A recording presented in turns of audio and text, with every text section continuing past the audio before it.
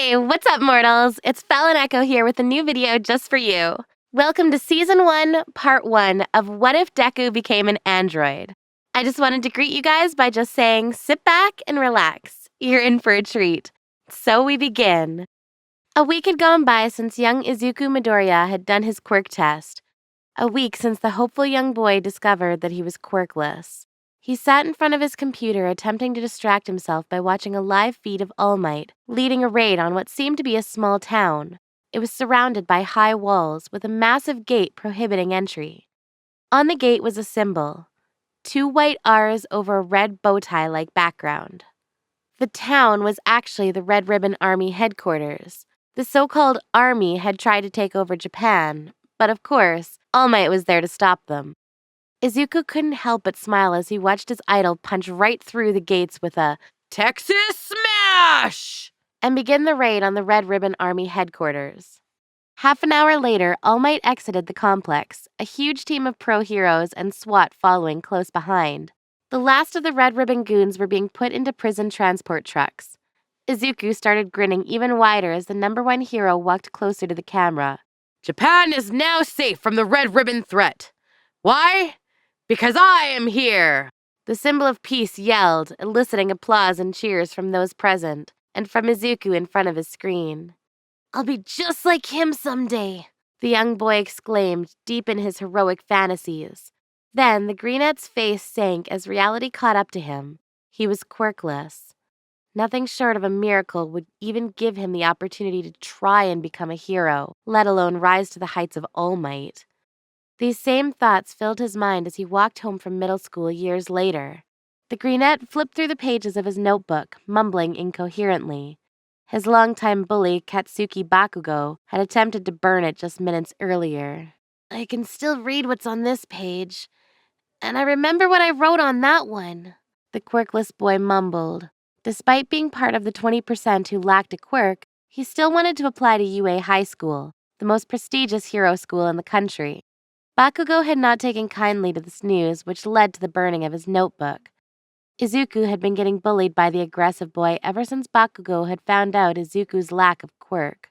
He even coined the name Deku, which meant useless. But Izuku didn't think about this too hard. He would try to get into UA and become a hero, even without a quirk. That's what he told himself anyway. He passed through a short tunnel on his way back to his house.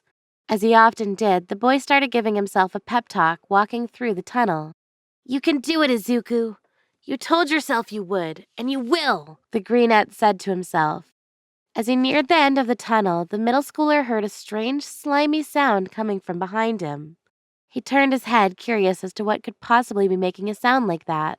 He was faced with a huge vomit-green mass of thick sludge. The formless mass was adorned with 2 malicious yellow eyes. Perfect. A middle-sized skin to hide me, the creature said. Ah! Deku yelled, desperately trying to escape the creature.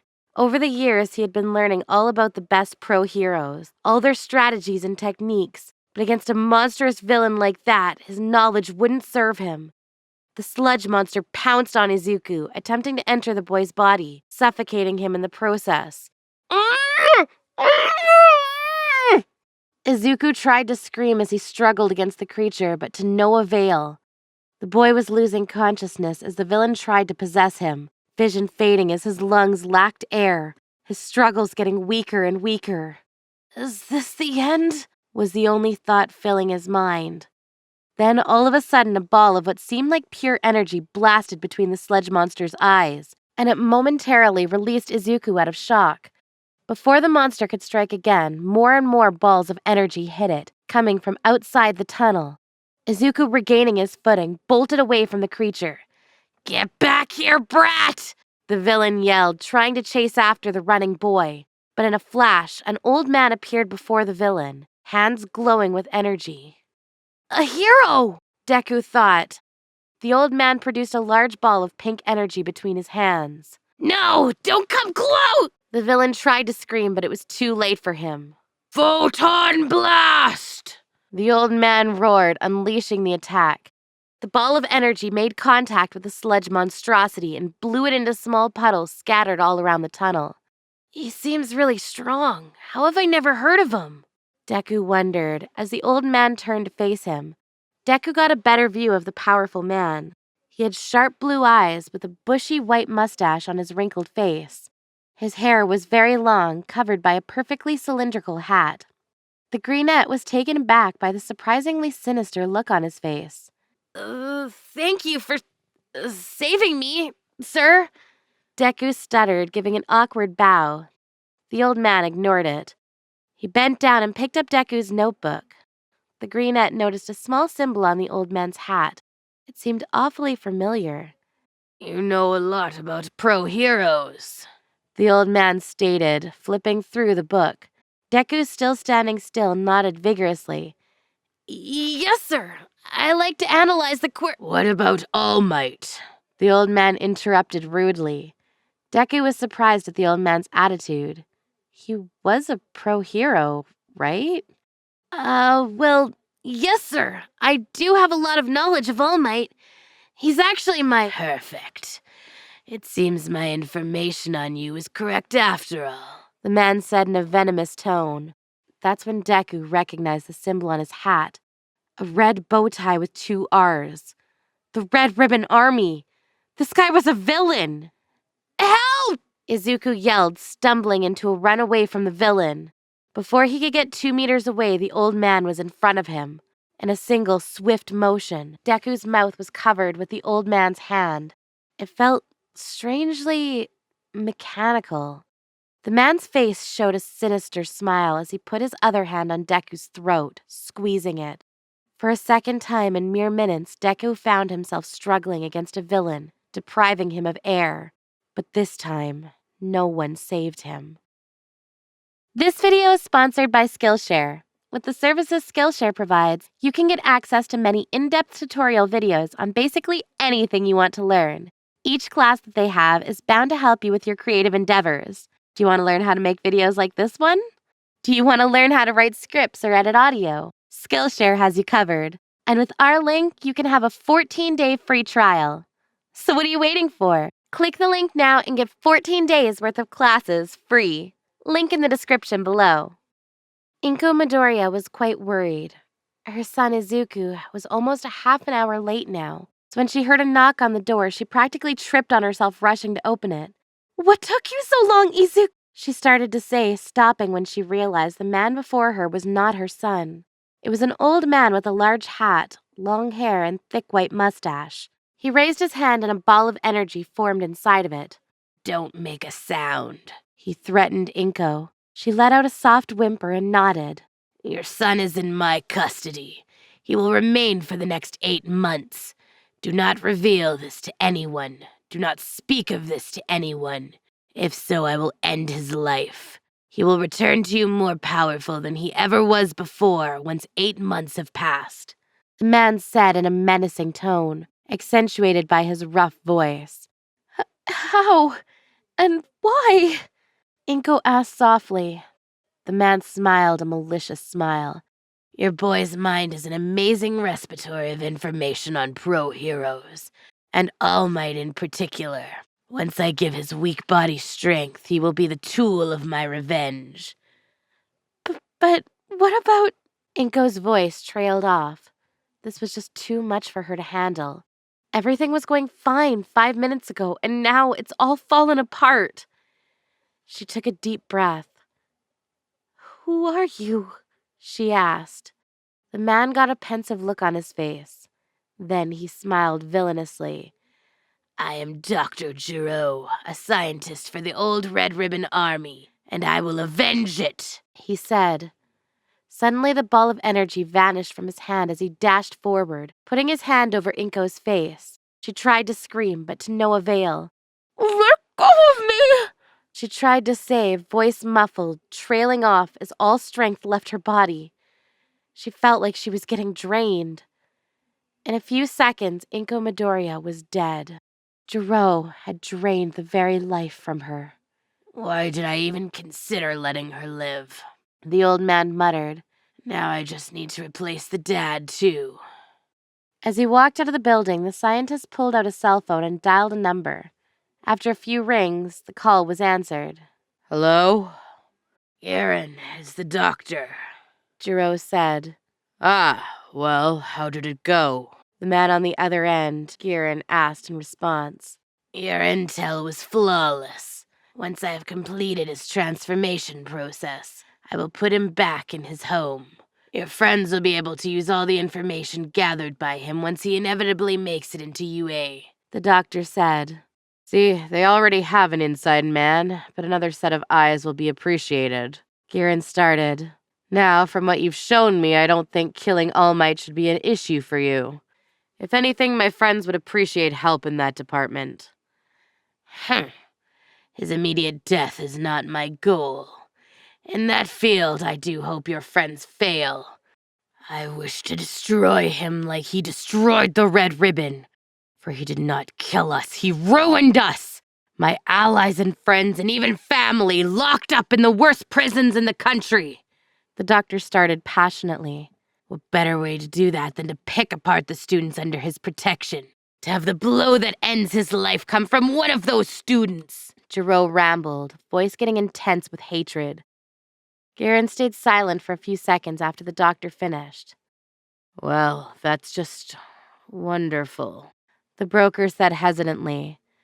I can arrange a meeting between you and my friends, and you can maybe try and agree on something, he offered.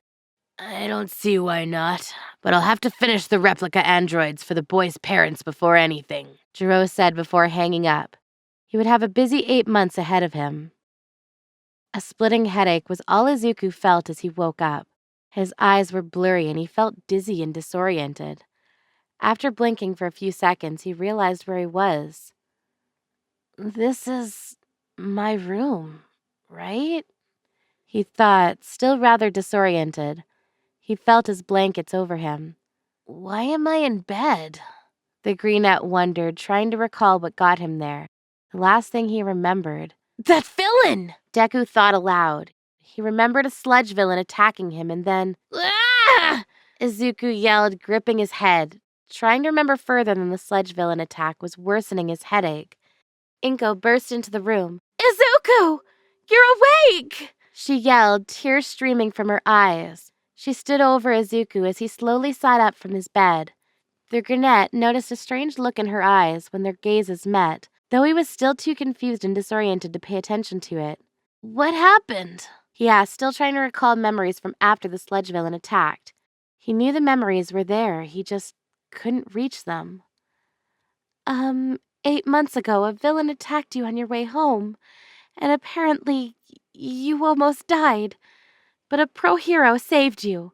The doctor said damage to your internal organs would put you in a coma for at most a year. You don't know how happy I am to see you awake. The doctor said you were fine enough to go home last week, and you'd be good to go the second you woke up, Inko said. Izuku nodded. Inko started unplugging the medical devices attached to the boy, which the boy hadn't even noticed until just now. Izuku nodded. Now that he'd reoriented himself, he felt different. His whole body seemed strange and new, like his mind got tossed into a new body and was trying to get used to it. Thanks, Mom, but can I have some time alone for a bit? The boy asked. Something felt wrong inside him, and he wanted to figure out what. Inko looked surprised.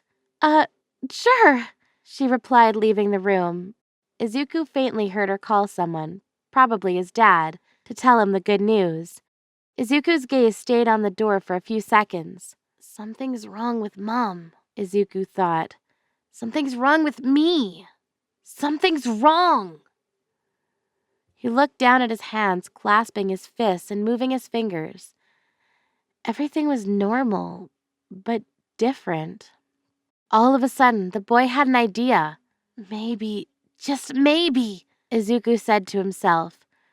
The boy lifted his hand, pointing his palm at the door. What if, Izuku thought, scrunching his eyebrows, I just really wanted to break that door. Suddenly, a bright ball of green energy formed in his palm and shot itself at the door, blowing it apart. All thoughts of concern and confusion vanished in Izuku. Mom! I have a quirk! He yelled, charging out of his door. Inko shrieked and looked at him dead in the eyes. You can get into UA now! If you practice for the written exam, I'm sure you can make it. You can accomplish your dream, Inko said, her tone a lot calmer than her previous outburst. Izuku was shaken out of his blissful joy. His mom was definitely acting weird. But weird or not, she was right. He looked at his mom, eyes more determined than ever. I'm gonna make it into UA, he said, a determined grin spreading on his face. Inko had a warm smile on hers. 2 months later, Izuku stood in front of the wonderful UA high school, more confident than he'd ever been before. He would get in. He had been learning more about what his quirk could do, studying for the written exam, and working non-stop. His quirk was strange, but he was excited to finally get to try it out in a real test. He gave himself a small pep speech before walking through the doors. I don't know how I got this power, and I don't know what happened to me since the villain attacked, but all that can come later. I have a quirk now, and I'm going to get into UA with it. An old man with a bushy white mustache looked at the boy from a nearby park bench, pretending to read a newspaper. He smiled. This would be interesting. Thank you all for indulging yourselves in all this information thus far. I hope you enjoyed it. Now, there are a few things more that I'd like to go over before the video ends. Firstly, I'd like to thank our patrons. BD Flames, Ethan Davis, Terry Chills, Shifter Melis, Adam Zagil, Zill, Zavbeat03, and Joshua Phelps. Secondly, I'd also like to thank all of our YouTube members. Toya Costa, Rob the King, Sith Lord 906, CF2364, and Knuckles, Ramuyu Tempest, Angel Juarez, Donald C. Stewart, Bryant Greer, and Demonized Fox. Thirdly, if you're in the mood for some great storytelling, We the Celestials has you covered. Our We the Celestials My Hero Academia and Naruto What If channels retell the story of their namesake anime with a twist. Check it out if you're interested. Fourthly, on behalf of the We the Celestials, I'd like to thank everyone involved in today's excellent content production. Their details can be found in the description below. Lastly, if you're interested in what we do here at We the Celestials, I'd like to extend an invitation to join the team. The only caveat is that we only accept members from 16 years or older to join our crew. You can sign up for whichever category fulfills your interest by joining the recruitment Discord using the link in the description below. We're always looking for members to join us. Well, that's it from us for today's video, so thank you all for watching and have a great day.